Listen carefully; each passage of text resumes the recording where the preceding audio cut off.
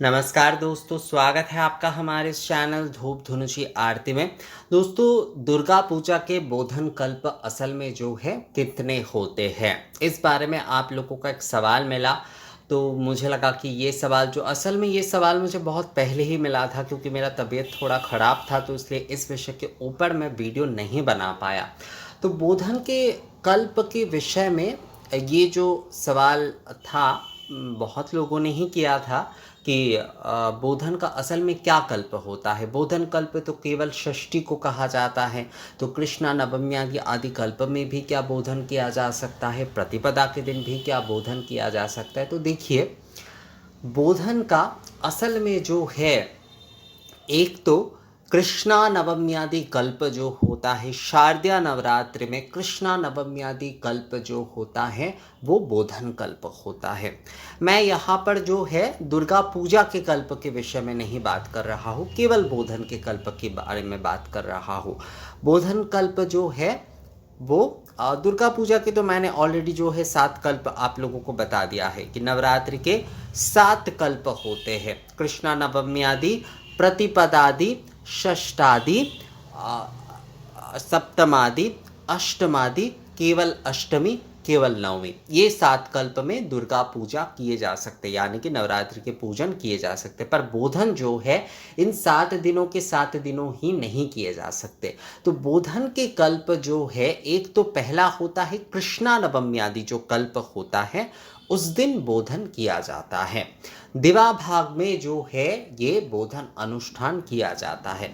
अब बहुत सारे लोगों का, क्योंकि प्रतिपदा की जो हमारी नवरात्रि पूजा है वही सबसे ज़्यादा प्रचलित है, तो इसीलिए जो है बहुत सारे लोग केवल सोचते हैं कि षष्ठादि कल्प जो है वो बंगाल में होता है। ऐसा नहीं है। प्रतिपदादि कल्प से ही जितनी भी परिवार में पूजा होते उनके प्रतिपद से ही पूजन शुरू हो जाता है। तो कृष्णा नवमी आदि कल्प जो बहुत पुराने पूजा करते हैं, थोड़ा राज उपचार मतलब राज घराने जो है वो ही कृष्णा नवमी आदि कल्प में बोधन करते हैं। जैसे हमारे कोलकाता के शोभा बाजार राजबाड़ी में सौवर्ण रॉय चौधरी परिवार, ये दोनों ही जो है एक राज परिवार है, एक ज़मींदार परिवार है। तो इन दोनों के परिवार में ही कृष्णा नवमी से ही कल्प होता है, कृष्णा नवमी के दिन ही बोधन होता है। तो ये होता है, कृष्णा नवमी होता है बोधन का एक पहला कल्प, बोधन का पहला कल्प होता है। 7, मैं फिर से आप लोगों को बोल रहा हूँ, 7 कल्प में जो है दुर्गा पूजा का विधान है, पर 7 कल्प में ही 7 जो है वो बोधन का विधान नहीं होता है उन दिनों में। बोधन का एक तो कृष्णा नवमी आदि कल्प में प्रथम बोधन होता है, जो कि बोधन का मतलब होता है जागरण, बोधन का मतलब होता है जागरण। तो कृष्णा नवमी आदि कल्प में जो है पहला बोधन अनुष्ठान किया जाता है दिवा भाग में। कृष्णा नवमी में हमेशा दिवा भाग में होगा। प्रतिपदादि कल्प में बोधन होता है या नहीं? प्रतिपदादि कल्प में सुबह के समय जो है, सुबह के समय ही बेल पूजा करके कल्प आरंभ किया जाता है। बेल पूजन होगा और बोधन कलश बैठाते हैं।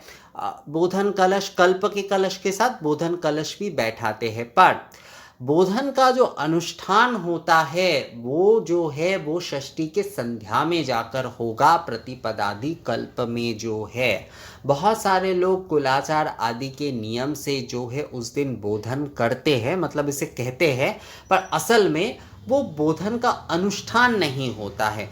प्रतिपदादि कल्प में बोधन अगर हम कहते हैं तो ये शब्द गलत नहीं है, शब्द गलत नहीं है दोस्तों। पर प्रतिपदादि कल्प में बोधन के जो बेल वृक्ष और बोधन कलश अगर जो है स्थापना किए जा रहे हैं, पर अनुष्ठान जो है, जो बोधन के पूजा मूलता जो है वो षष्ठी के संध्या में जाकर करना होगा। यानी कि प्रतिपदादि कल्प में अगर जो है कोई बोधन के संकल्प लेता है, बोधन अनुष्ठान के माध्यम से जो है वो पूजन करेगा, तो प्रतिपदादि कल्प में अगर कोई ये संकल्प लेता है तो उन्हें जो है वो बेल वृक्ष, बेल पूजन घट कलश स्थापना जो है वो प्रतिपदा के दिन कर सकते हैं, पर अनुष्ठान बोधन का जो अनुष्ठान, बोधन की जो पूजा है, बोधन पूजा जो है वो षष्ठी के संध्या में जाकर करना होगा। आप उसे प्रतिपदादि बोधन बोलिए, उससे कोई समस्या नहीं है, पर अनुष्ठान जो है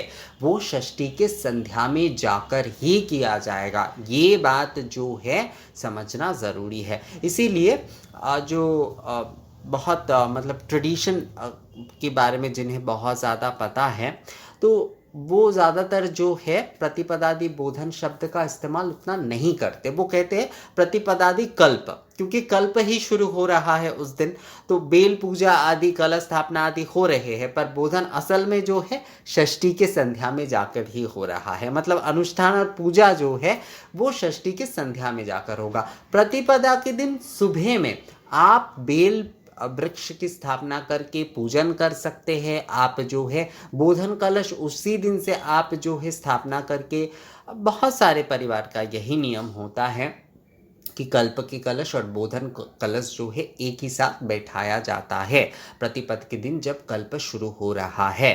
पर प्रतिपद के कल्प के बोधन के जो मूल पूजा है वो षष्ठी के संध्या में जाकर होता है। ये विषय जो है बहुत लोगों को नहीं पता है, तो इसलिए बहुत लोग थोड़ा कंफ्यूज होते कि प्रतिपद के बोधन क्या पिछले दिन संध्या आदि में करते हैं या नहीं।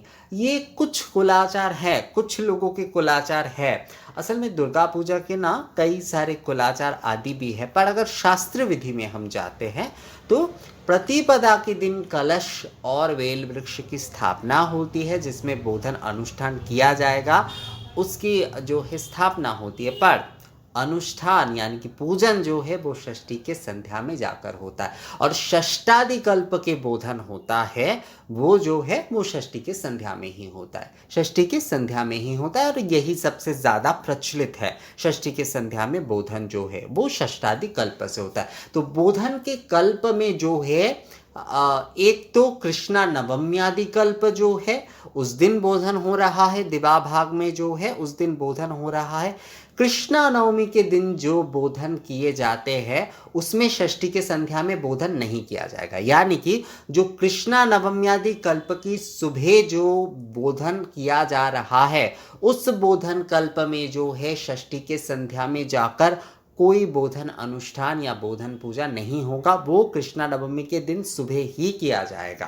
कृष्णा नवमी के दिन सुबह ही वो बोधन की पूजन आदि समस्त कुछ जो है वो संपूर्ण किया जाएगा। षष्ठी के संध्या में जाकर केवल बरन होता है, बेल बरन कहा जाता है। ये एक आरती होता है, एक लौकिक तरीके से बरन और आरती होता है, उसे बेल बरन कहा जाता है। पर मूल रूप से जो है पूजन आदि जो है कृष्णा नवमी आदि कल्प की बोधन में वो सुबह के समय ही हो जाता है। कृष्णा नवमी के सुबह के समय जो है प्रतिपदादि कल्प में जब बोधन की जो बेल वृक्ष और कलश बैठाए जा रहे हैं प्रतिपद के दिन जो है उनके पूजन जो है षष्ठी के संध्या में जाकर ही किया जाएगा। यानी कि प्रतिपद कल्प में अगर जो है बोधन के वृक्ष आदि जो है स्थापना किए जा रहे हैं, पर पूजन जो है वो षष्ठी के संध्या में जाकर ही होगा। और षष्ठादि कल्प के जो बोधन है, षष्ठादि कल्प के जो बोधन अनुष्ठान है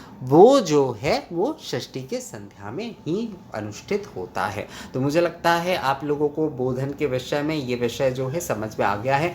और बोधन का मतलब होता है जागरण, बोधन का मतलब आमंत्रण आदि नहीं होता है। आमंत्रण और अधिवास के पूजन चाहे वो कृष्णा नवमी आदि कल्प में हो, चाहे वो